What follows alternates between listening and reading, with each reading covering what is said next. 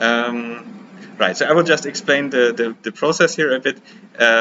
We have now here 4 frames from a special user-defined function that helps with adjustments. This is a what would be equivalent to a point analysis. So it's taking the value of the central pixel on the detector and plotting it as a function of scan position. So you get a very high depth of focus stem image there. The right one should be exactly the same as the left one once everything is adjusted, but now parameters are off, so it's blurred. Here on the lower left, we can have a single frame from the center of the scan or the difference of 2 frames. So here I will actually set it to only a single frame by making the distance 0. On the right one here is a check that we don't have descan error, so that means this should be a very sharp, well-defined disk. And this one is the actual sum of the detector images, so you see it has a different resolution, and that's because this one here is projected into the scan coordinate system, so it has a different resolution. So the first thing is to make sure that the center of the beam, the center of the detector is actually on the beam, so that we get a bright field image and not a dark field image. But I think this is actually good enough, so this can work. And now we start with the adjustment. So the first thing to do is to make sure that we have some sort of feature that we recognize on this image and also see it in the projection here. So we now have to move the specimen around a tiny bit.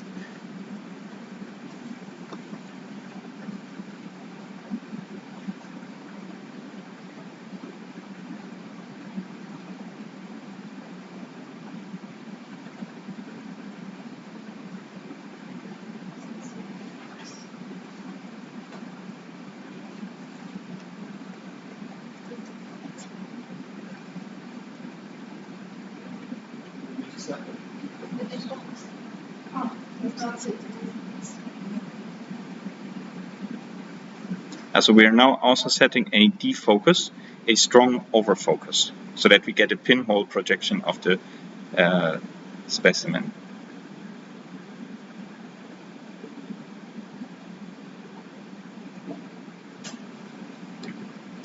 I will now also first adjust this value here to make this appear a bit larger, so that should help with the adjustment.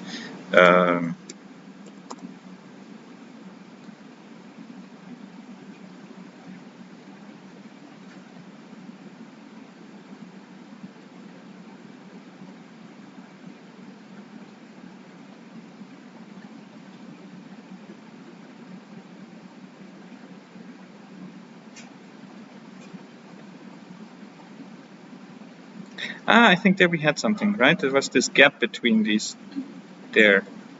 So now we can try to adjust the rotation.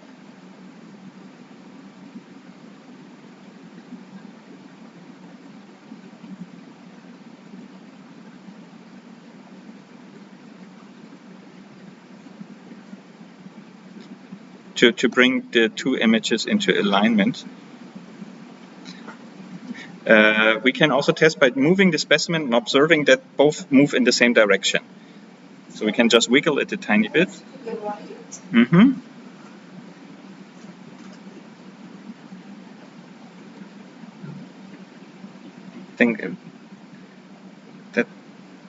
I think this moves up, right? So that means now we can try to change by 90 degrees, so that it would be 48. We can try if this is better.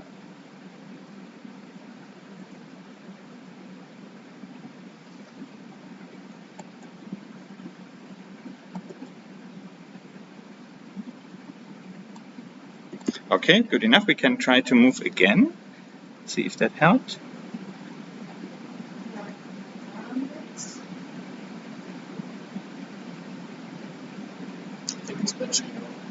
It's also moving downwards? Okay, and now we can try to move left and right, if that also matches this direction.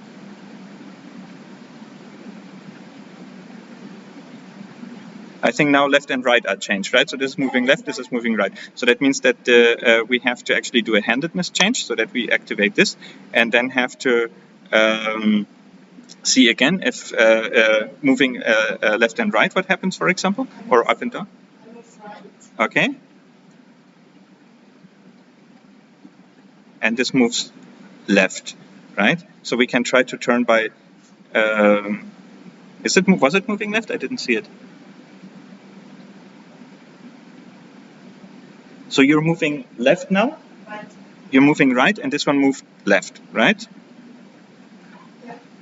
Okay, so we can try to turn by 180 degrees then.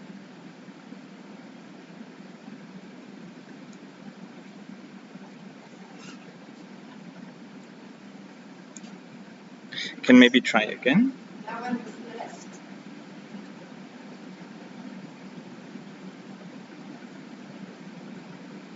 Okay, it's also both moving left. And now if you move up and down. Mm-hmm.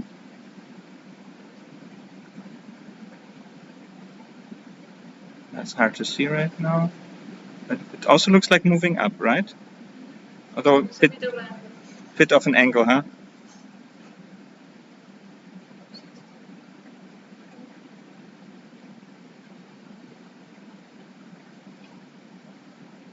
Hmm.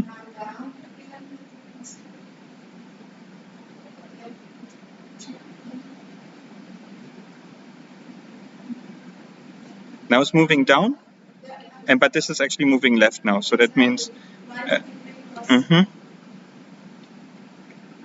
so we go to 170 maybe.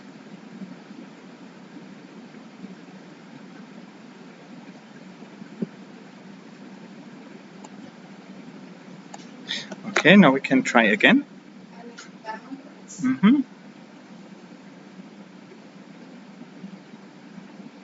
Okay, it's moving down. And if you move left or right?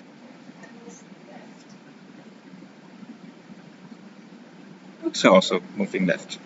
Okay, I think we have a good approximation for the rotation. Now we have to actually set all the parameters for the correct magnification. So the detector pixel size is 100 micrometer. The camera length was 8 centimeters, right? And the scan pixel size, do you know it? 0.1 micron, okay.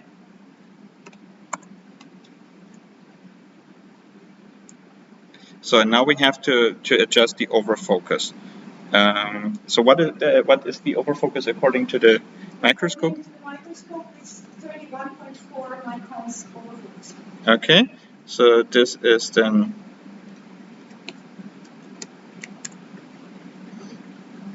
31.4. Okay.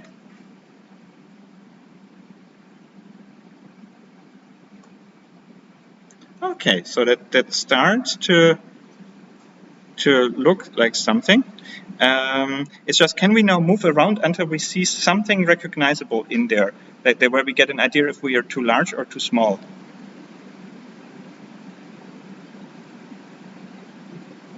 So I think it's actually much larger here. So we see which direction improves it. Let's go with 4. We can also observe on the upper right if it gets more or less blurry. I think it gets blurrier, so we should go actually to the lower side. Ah, yeah, and it got much better. Now we do a fine adjustment.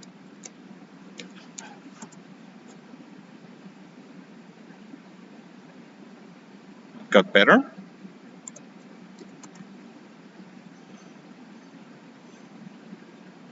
I think that got worse, right?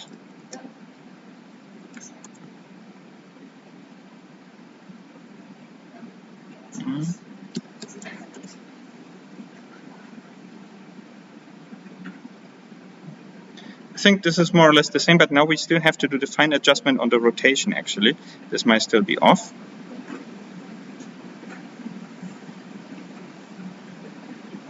I think it got better. Yeah, now it gets better.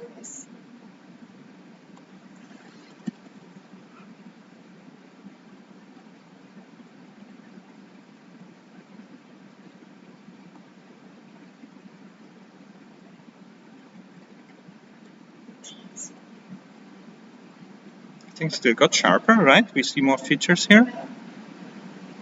Should I go to smaller features that you can see better? Sounds good. Mm-hmm.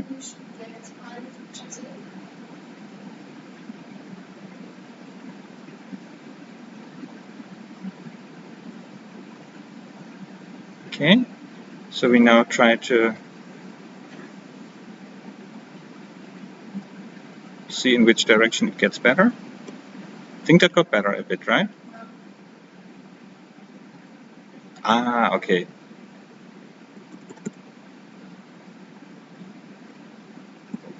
$250. There was almost no change, so I think we are at the close to the optimum. Yeah, so that's then, I would say, we know the transformation between the two. So we. Mm-hmm.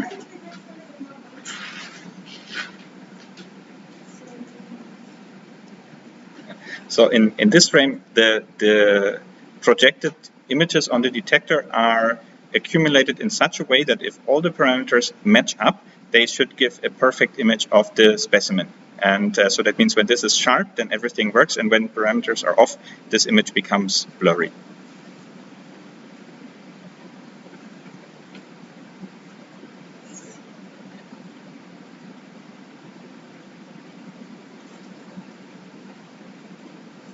So basically you have the same values with and sometimes multiplication highlights in centimeters, overfocus 31.4. Mm-hmm. Detector takes 100 micron, this kind of exercise 1 micron, this kind of function 0, for detector y-axis on. Mm-hmm. And then what is now the rotation angle? It's 49.3 right now. 149. Yeah, 149. Yeah, sorry. Before it was 152. So reproducible. Reproducible, exactly. And exactly, defocus, what you did again. That was 16 micron. Okay, before they had 20, but this can also be a hysteresis effect. Mm-hmm. So, It's, order of magnitude is also mm-hmm. factor 1.5. Mm-hmm. Okay, perfect.